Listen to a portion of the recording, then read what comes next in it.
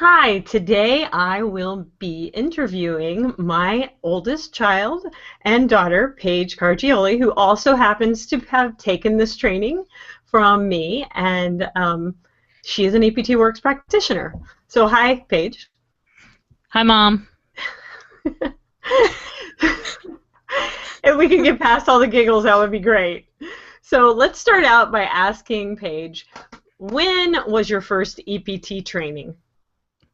I believe my first EPT training, it was with my grandma, Faye Greason. I don't know what year, probably like 2004, 2005. So I was in college, maybe 19 or 20, and Reese, my brother, took it with me. It was awesome. We Wow. had a couple other people in there, but it was like we did like the super training. There was a huge book and um how long was that training? Like it was like a whole week when I did it. It was probably at that point in time, I think I had three or four 12-hour days.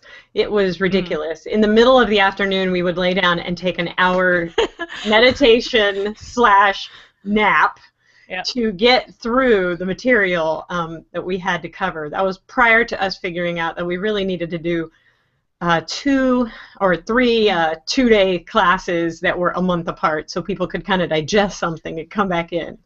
Hmm. So, did you feel like you learned to muscle test in that class?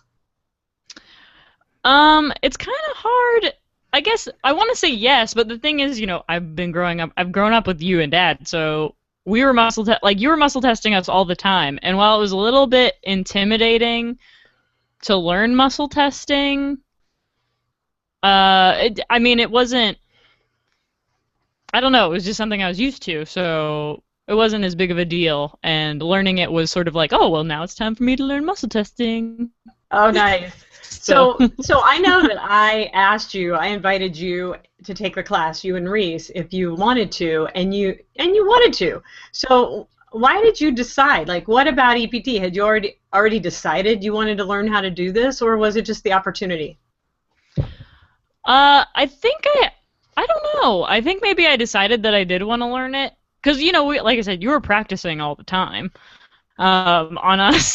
so, so I mean, it made sense. But also, I was in college and I and the well, I guess, and the other thing is, while I was in college, I wasn't a psych major at that point. I don't even know if I had taken psychology as a class. So maybe I had. I don't remember. But I guess it just made sense, and So you kind I of don't know. understood what the flow was and what you were looking for. Yeah, exactly. So a lot of people kind of are curious about our family and if I actually used EPT with my family and my kids. And so, like, as one of my kids, what kind of experience can you say you remember having with EPT?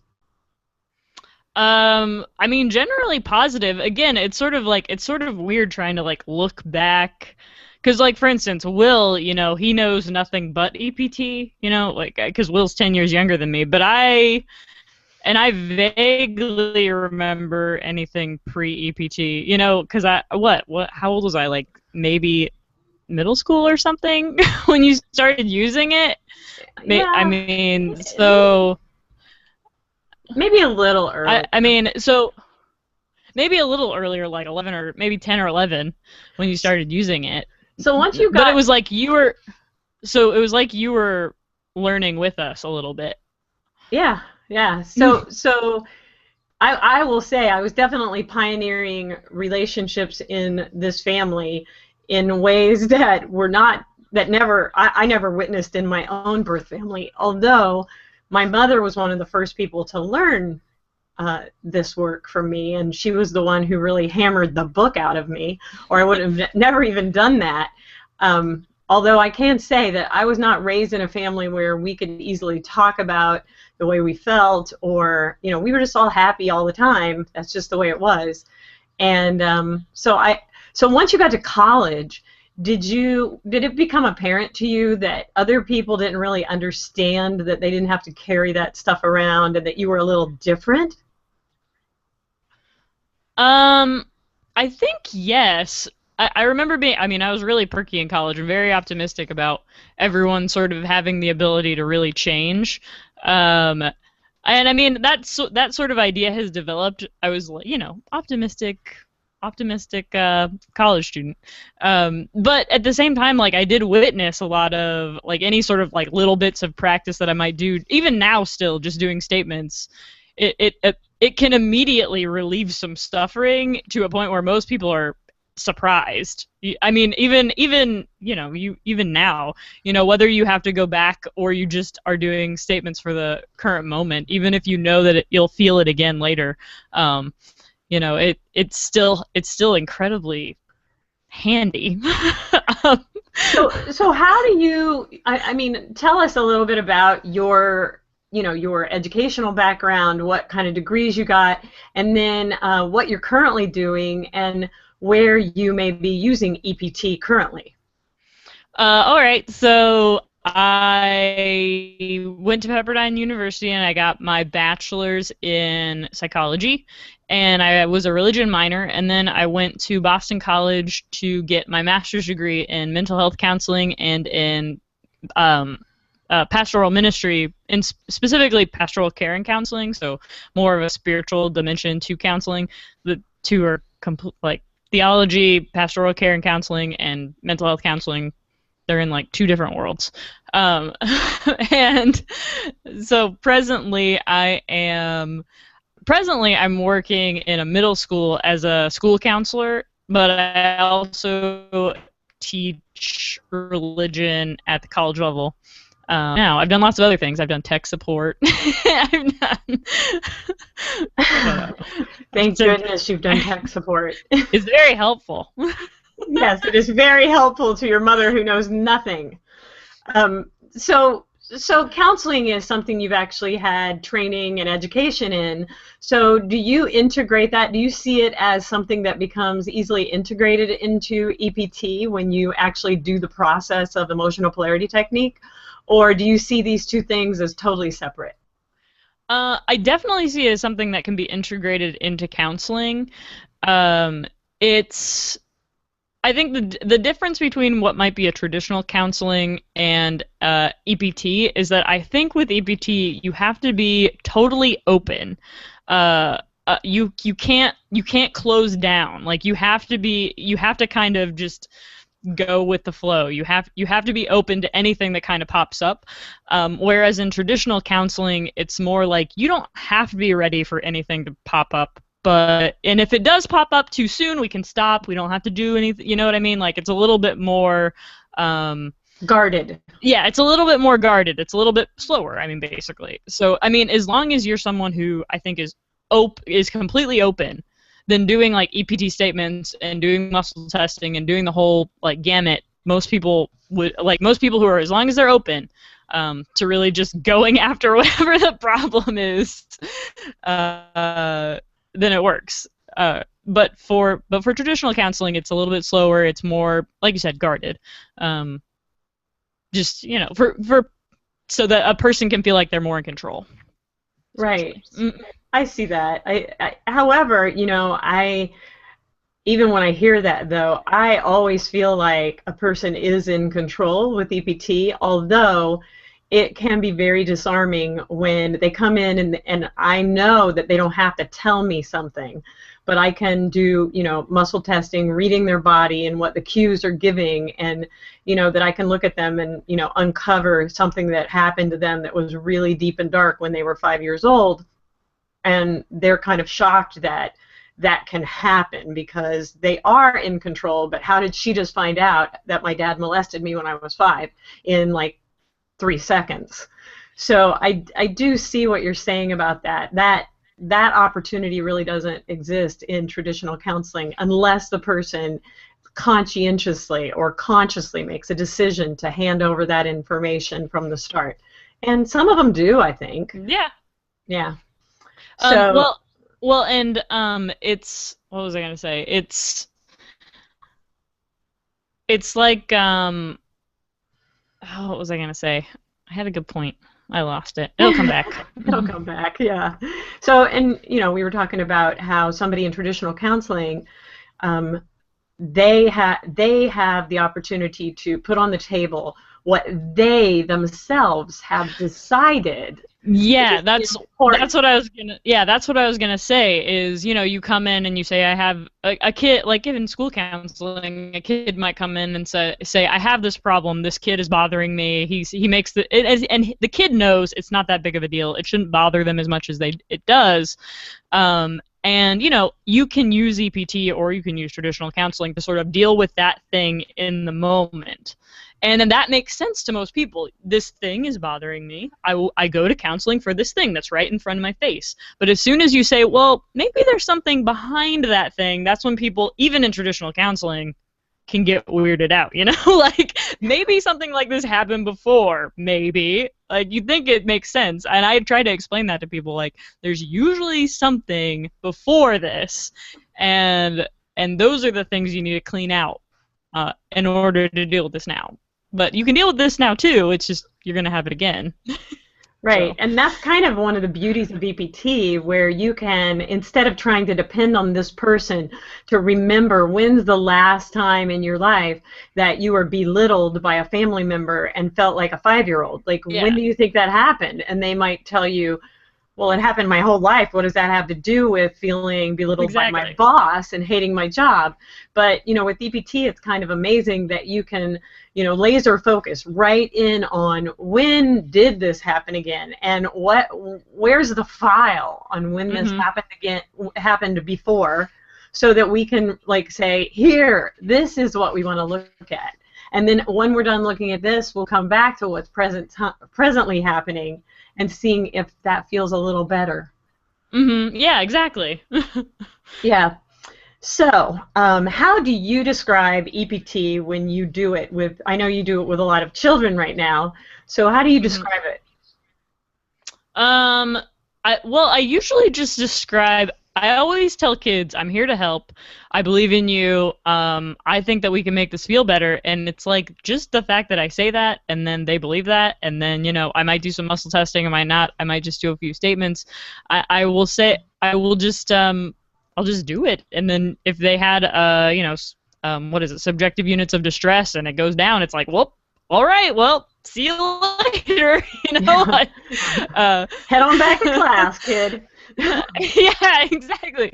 But I guess let me think for a second. Oh, I usually explain it. I mean, just forgiveness in general is something that's good to do, and oftentimes we have beliefs, we have negative beliefs that are holding us back from just feeling comfortable in a situation that we shouldn't feel so uncomfortable in. And by saying these things, you can feel better. I mean, that's basically it, you know? Well, and yeah, essentially it's that whole concept that, you know, your life, there are going to be things that are going to happen that are going to make you feel uncomfortable, from traffic to an abusive husband to the loss of a child. Things are going to happen that are going to bring up very strong, unpleasant emotions in you. But it's really not the event that causes most of our suffering. It's what we believe about what happened to us. It's our beliefs and our thoughts about the tragedy that really causes ongoing suffering. And EPT definitely, you know, addresses that aspect of suffering in terms of what you believe. Yeah, and it's not like you're just pushing off like it's no big deal. It's like, no, this hurts. Appropriate reaction to it in the moment, but it doesn't have to hurt you forever. Like, we want to stop it now. We want to go through whatever grief or go through whatever the stages of healing, and then we'll start over again. You know, like we'll start over into a new stage. You know. Absolutely. Yeah. Absolutely, because that's suffering that goes on forever. You know, I've actually, when I talk about anger that you have a right to, because, you know, you have been mistreated and it was unrighteous, you know, it was just straight out hurtfulness on somebody else's part toward you. And so in a sense, you have a right to be angry. And, you know, I use statements where I'll say, you know, I give myself permission to accept I have the power to hold on to this anger for the rest of my life, or I also have the power to decide to let it go. But I don't have the power to change that person and to make them treat me right. And Yeah. so it's kind of like reclaiming that power and realizing that that's exactly true. I could hold on to this belief, these thoughts about this tragedy or this hurt or this injustice that happened in my life for the rest of my life, or I could use my power to release that energy and free up a lot of space to do something that I like a lot better. Mm-hmm. So what are the top 3 reasons you think that people should have EPT done? Top 3? Mm-hmm. I would say number 1, feel better. Number 2, yeah, because you feel better. Number 2, but seems kind of weird, but I would say, like, get what you want. So it's not just feeling better, but it's, you know, if you have a goal in your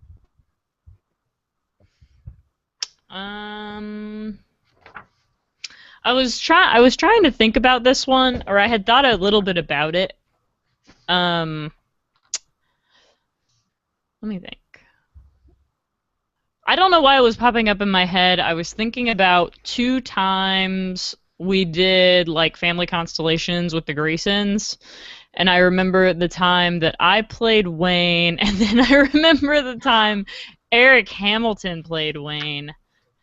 And I don't remember. I just remember thinking like the feelings were so, I don't know, strong in the moment for those 2 times, because we've done it a million times.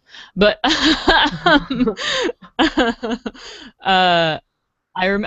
don't even know.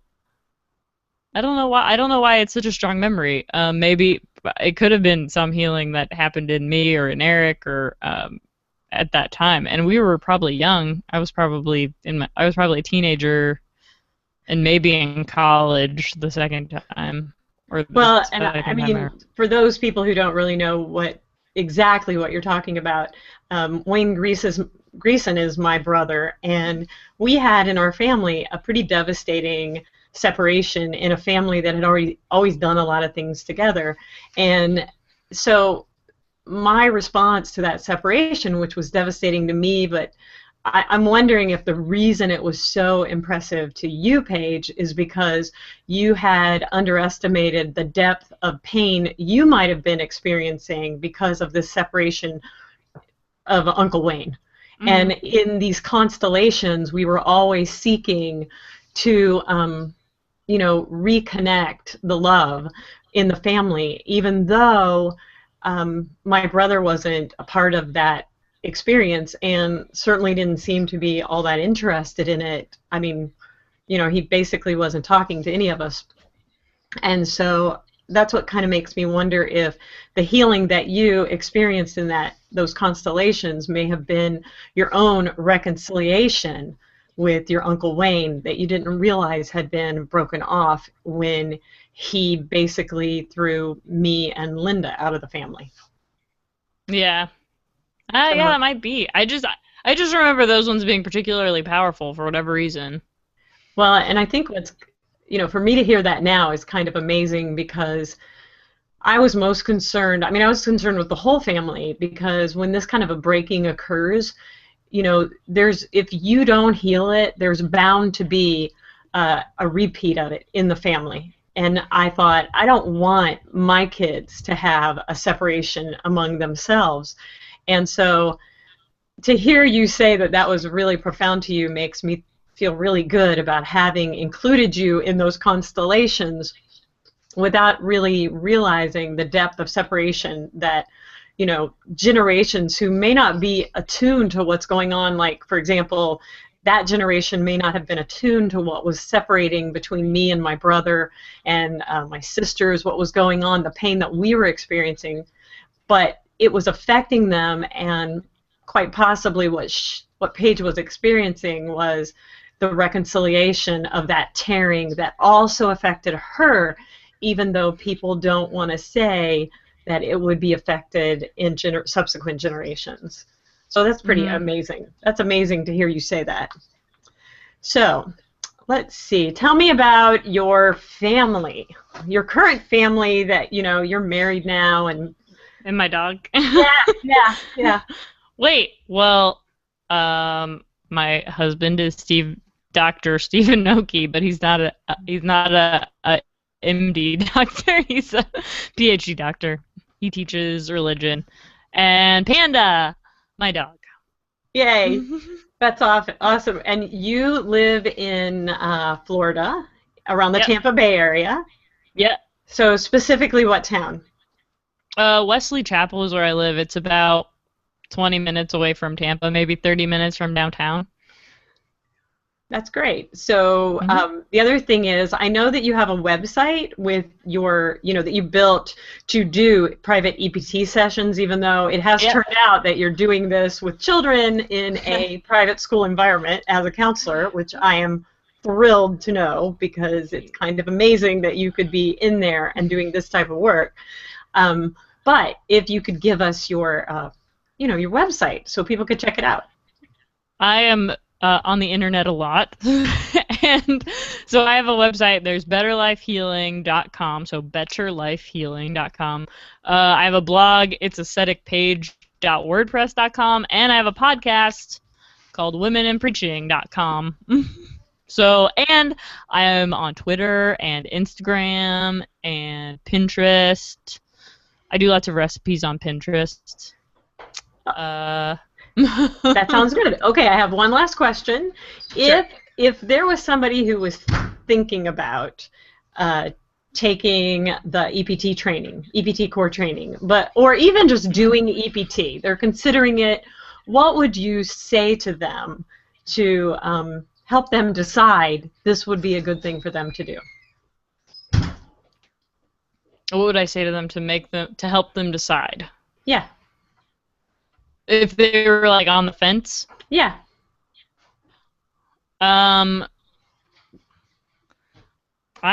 would say, normally I just say just do it. I'm like, it's, my friend, this is sort of a shout out to her, my friend Lauren Long, who I think you worked on before, she told another friend something like, and this was just to do 1 hour of EPT. It was like, listen, 1 hour and your life has changed. Like how, and you know what, like a couple $100 or something. Like it's just do it. Like it's totally worth it. That's what Lauren said.